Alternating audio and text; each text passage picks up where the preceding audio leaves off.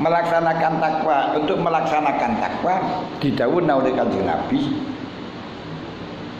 la yablugul abdu ayyakuna minal muttaqin hatta yatama laisa bi ba'sun hadaron mimma bi ba'sun. Orang itu tidak akan pernah mencapai derajat muttaqin, tidak akan pernah mendapat gelar muttaqin, dia tidak akan pernah mendapat sertifikat muttaqin sebelum meninggalkan perkara yang tidak berfaedah, tidak berdosa, khawatir terjerumus pada perkara yang dosa, sebelum menjaga perkara-perkara yang tidak membahayakan, khawatir dalam bahaya. Apa? Yaitu ada 5 setidaknya. Apa 5 itu? Mata, mulut, telinga, perut, dan hati. 5 itu aja.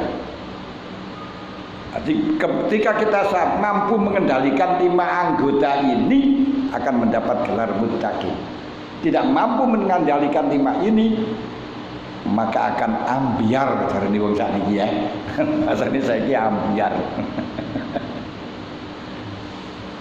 Kenapa? Karena semua maksiat itu tergantung pada jalannya hanya lewat 5 ini.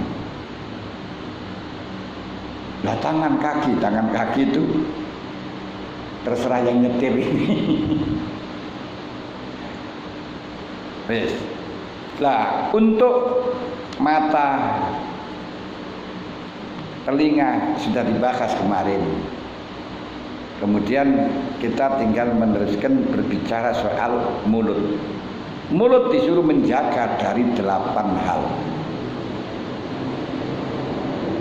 8 hal itu kemarin sudah kita ketahui. Yang pertama adalah bohong.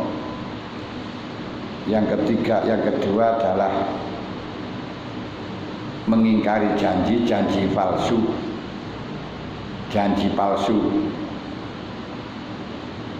Al-Qur'an nulayani janji tujuannya untuk dilanggar. Tapi lah janji dilanggar gak apa-apa. Seperti janji di masjid kan gak apa-apa loh. Janji kelanggar juga gak apa-apa. Nah, artinya musola, sehingga oleh janji untuk diterjang, untuk dilayani lah, janji dilanggar gak apa-apa.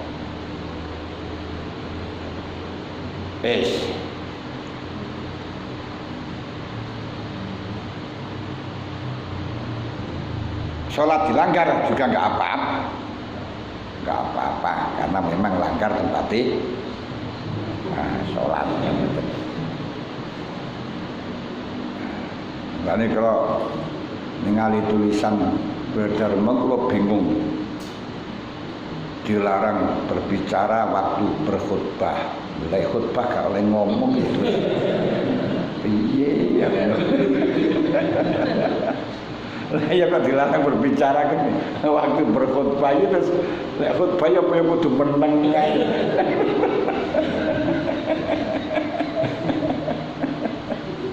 Nah kita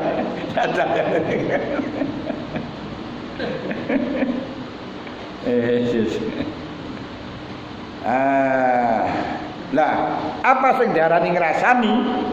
Yang ketiga adalah ngrasani, yaitu menyebutkan sesuatunya orang lain yang jika dia mendengarkan dia tidak suka, walaupun nyata di menyebutkan sesuatunya orang lain, jika ia mendengar dia tidak suka walaupun betul nyata, niku jenenge ngrasani. Dan kemarin yang dipesankan oleh Imam Ghazali yang paling membahayakan, jauhilah cara ngrasani ini kiai. Dua niku bahaya. Karena jenenge ngrasani niku tidak harus dengan menyebutkan dengan kata-kata, bisa dengan tangan, bisa dengan isyarat, pokok yang penting menyampaikan sesuatu yang perasaannya orang lain, yang bisa memahamkan kepada orang lain, yang andai kata orang yang disebutkan itu mendengar, dia akan tidak suka. Lu apa ngerasani ini kiai?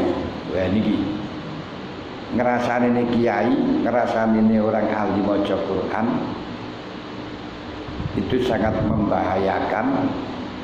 Ketoke ibadah tapi masya Allah lebih parah dibanding orang yang terang-terangan ngerasani. Yaitu ketika ada orang bertanya kepada kiai, terus pundi kiai kabari Pak Son niku misalnya, terus pundi kabari Pak Ri niku, terus kiai ini jawab, aslahakullah laqad sa'ani wa qamani majar alaih. Semoga-moga Allah Ta'ala bagusin nang dai. Susah aku mikirno nang apa yang dilakukan, apa yang jadi perbuatannya susah. Ngeten iki lho, kudu didoi, harus diwaspadai. Kita nyuwun nang Gusti Allah, muga-muga Gusti Allah bagusi nang kita lan bagusi nang dai. Mengucapkan semacam ini adalah mengumpulkan dua perkara yang sangat bahaya, sangat berdosa besar. Pertama, ahaduma al-ghibah, ngerasani kalau memang orang yang mendengarkan itu paham, gak paham dia. Terus pundi kabare ini kok? Insyaallah semoga-moga Allah Ta'ala bagusi. Aku sangat prihatin karo apa yang telah dilakukan. Aku sangat prihatin karo sikap dan perilaku ini. Ya ini dah nih. Muga-muga Gusti Allah bagusin nang awak kita, ya bagusin nang dai. Ngeten iki. Orang yang diomongin kan ya paham dong. Omong sing dipaham. Kaya ngeten iki mengandung dua unsur dosa besar. Pertama adalah ngerasani ketika orang yang di situ, atau menggunjing ketika orang yang diomongin itu paham. Kedua, tazkiyatun nafsi wasana alaiha, mujinan nafsune, membersihkan nafsune dan yang ngelem nang nafsune dengan cara berlindung dan dengan cara berlindung dan mensifati dengan kemaslahatan. Itu muga-muga tiga hidayah karo pangeran. Sikap perilaku ini panggah ora prai-prai susah. Niki ini. Ini termasuk memuji dirinya dengan cara menjauhi dosa dan selalu melakukan kebaikan. Dan ini ndongaaken bagaimana kalau ternyata maksud kalau qalika aslahullah taala adalah doa, mestinya doa lafis sirri. Ndongakno aja ning ngarepe wong kaya ngoten. Ndongakno dalam keadaan sirri. Jajal nate mboten jenengan dalam keadaan sirri ndongakno tangga ya Allah, tangga kula niku panjenengan paringi ganjarane akeh rezekine ya Allah. Itu lek panjenengan akan menjadi orang yang nasihah, mengendaki orang lain baik. Wa ini tamam ta bisa babihi falamatu annaka la turidu fadihataku wa izharu aibihi. Kalau memang engkau mengendaki, kalau engkau betul-betul susah dengan perilakunya, mesti kamu tidak malu, kamu malu untuk menyebutkan. Kamu tidak ingin melecehkan di hadapan orang lain. Kalau memang betul-betul kau susah dengan perbuatannya, sehingga gak usah tekok menulain, orang usah tekok. Kalau ditekoi gak mau jawab akan ngelimur. Itu kalau memang dengan perbuatannya itu susah, mestinya.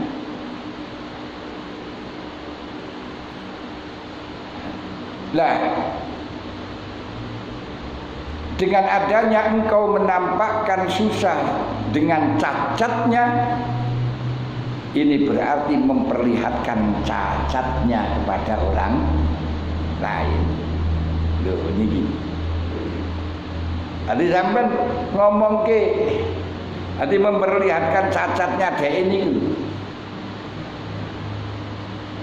Bahwa aku memperlihatkan susahnya mu. Panjenengan memperlihatkan susahnya, aku prihatin, masya Allah. Itu berarti menunjukkan, memperlihatkan cacatnya orang lain yang kau tampakkan susah, sedih atas perbuatannya. Ini gitu seluruh ketoke niku ibadah tapi malah maksiat. Niki sak pirang-pirang wong ngaji kaya ngeten.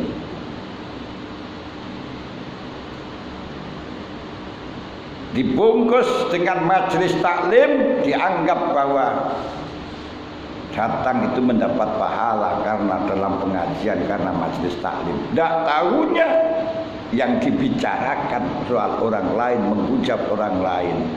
Bahkan tidak hanya sekedar ghibah, langsung fitnah, iftira. Iftira itu apa? Dia menyebarkan sesuatu yang dia tidak pernah, yang disebutkan tidak pernah melakukan. Wah, kayu wanci, kayu, misalnya kan ya, perempuan don gak percaya, ketum, gini ya. Lewung lanang kalau dikono kan jadi iftira loh. Nah ini wis luru tadi. Tapi dibungkus dengan pengajian, dibungkus dengan majelis taklim. Sudah merasa dirinya baik, padahal tidak. Ini yang didhawuhna kali Gusti Allah. Al-unabbiukum bil aksarina a'mala alladzina dhalla sa'yuhum fil hayatid dunya wa yahsabuna annahum yuhsinuna sun'a. Apakah kamu tidak perlu tahu Muhammad tentang orang-orang yang lebih jelek dibandingkan orang-orang kafir? Sinten niku ya Allah? Alladzina dhalla sa'yuhum fil hayatid dunya, yang perbuatannya itu tersesat, tapi wayahsabuna annahum yuhsinuna sun'a, dia mengira, menyangka, menduga, menganggap bahwa itu perbuatan baik. Ini bahaya. Duh, kok lebih bahaya daripada orang kafir? Bagaimana kalau orang itu kafir, merasa kafir, masih ada harapan tobat? Dan ketika dia tepat merasa perbuatannya salah, tapi kalau sudah merasa perbuatannya itu baik, kapan sih tobatnya? Karena dianggap baik. Duh, tinggi sing nih. Sampai Syekh Da'ilah mengatakan maksiatun aurasatul lan wastisgharan khairun minat ta'ati aurasat aizan wastikbaran. Orang yang ahli maksiat tapi merasa dirinya adalah orang yang jelek, dirinya orang yang bersalah, dirinya orang yang asar, itu masih lebih baik dibandingkan orang yang ahli to'ah, ahli ibadah, ahli ngaji, ahli mubalik, tapi dirinya merasa apa? Merasa baik. Maka jangan sampai engkau merasa baik, tapi jadilah orang yang baik. Merasalah jelek, tapi jangan melakukan perbuatan yang jelek. Fihi syai'ani. Ini dua hal yang berbeda. Loh, disinilah operasionalnya antaranya syariat dengan hakikat, antaranya tasawuf dengan syariat, dengan fikih. Niki lho sing dikendaki dalam mazhabnya ahli sunnah wal jamaah. Ahli sunnah wal jamaah itu ada di tengah-tengah. Jangan sampai miring sehingga orang yang maksiat mesti neraka, orang yang taat mesti surga. Dengan taat pede akan mendapatkan keuntungan, akan mendapat keselamatan, karena itu maksiat pasti neraka. Ini jadi Mu'tazilah. Tapi juga jangan sekali-kali kita terlalu miring. Wah, sudahlah, orang itu walaupun tidak taat, kalau masuknya ditakdirkan surga ya tetap surga. Orang itu kalau ditakdirkan neraka walaupun taat juga neraka, akhirnya enggak taat. Dan ini jadi Jabariyah.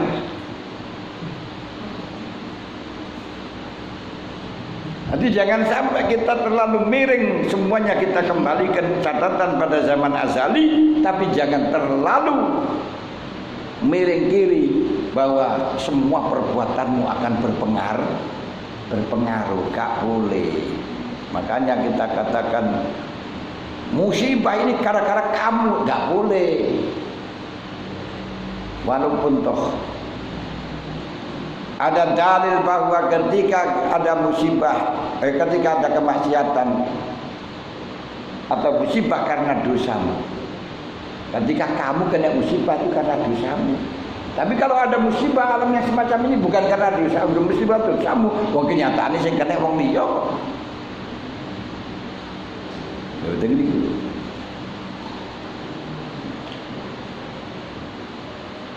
Jangan dikembalikan kepada tertentu orang, sehingga boleh dikembalikan kepada tertentu orang. Kita boleh mengatakan bahwa orang kafir itu min ahli nar, tapi ketika Zaid itu kafir, kau katakan Zaid ahli nar, nggak boleh, nggak mesti. Macam itu nggak mesti. Lek wong kafir ahli neraka, tapi Zaid walaupun Zaid itu kafir, nggak boleh kau vonis itu neraka. Kenapa? Karena ini jangan jadi Qadariyah, jangan jadi Mu'tazilah. Tapi bagaimana? Lek dalam hal ini kita dalam masalah neraka surga kita kembalikan fi masyiatillah, itu adalah hak fitunya Allah. Tapi jangan kita kembalikan ke sana, akhirnya enggak ibadah. Makanya Nabi Isa alaihissalatu wassalam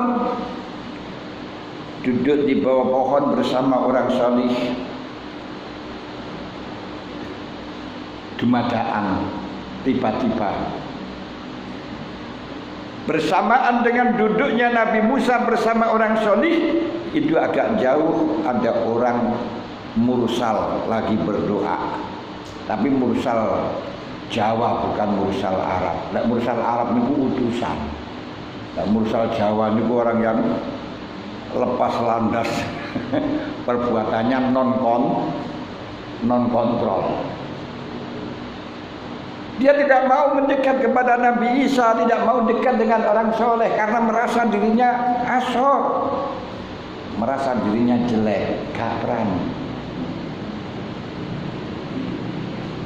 Lalu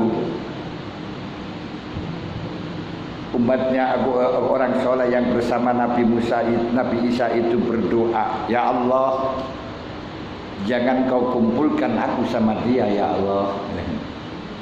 Kalau dia ini ahli maksiat, dah pergi banget ya Allah, pun lantas kula jenengan kumpulaken kalau dia. Pas ketepatan orang yang ahli maksiat, orang yang mursal itu berdoa, ya Allah, jadikanlah saya tobat ya Allah, terimalah tobat saya. Terimalah tobat saya ya Allah. Lalu Allah Ta'ala menjawab kepada Nabi Isa alaihissalam, wahai Isa, doanya kedua orang itu saya terima, saya sembatani. Berarti orang yang berdoa agar tobatnya diterima akhirnya menjadi orang solih. Lah orang yang soleh tadi karena tidak mau kumpul bersama dia, gak tahu dijadikan satu sama dia, yo akhirnya yo menjadi mursal. Lora kumpul lu dengi. Ini artinya sekalipun dia ahli maksiat, tapi kalau tertentu tidak boleh. Nah sekarang itu langsung tunjuk hidung ini, gara-gara dia melaksanakan ini lu sih malah jadi Qadariyah. Ya memang karena apa yang terjadi pada diri kita adalah karena dosa, belum tentu juga karena apa yang terjadi pada diri kita, musibah yang terjadi pada diri kita bukan perbuatan kita, tapi bisa mungkin karena ngangkat derajat. Innallaha la yabtalil mu'min wa ma yabtali lil karomat ila li karomati. Itu yang perlu kita pahamkan kepada mereka-mereka yang sok. Iki musibah ini gara-gara Habaib dipenjarakan. Gak boleh semacam itu. Karena gara-gara diskriminasi ulama. Tidak ada ulama yang diskriminasi, itu tidak ada. Ini orang-orang yang gagal paham. Wes.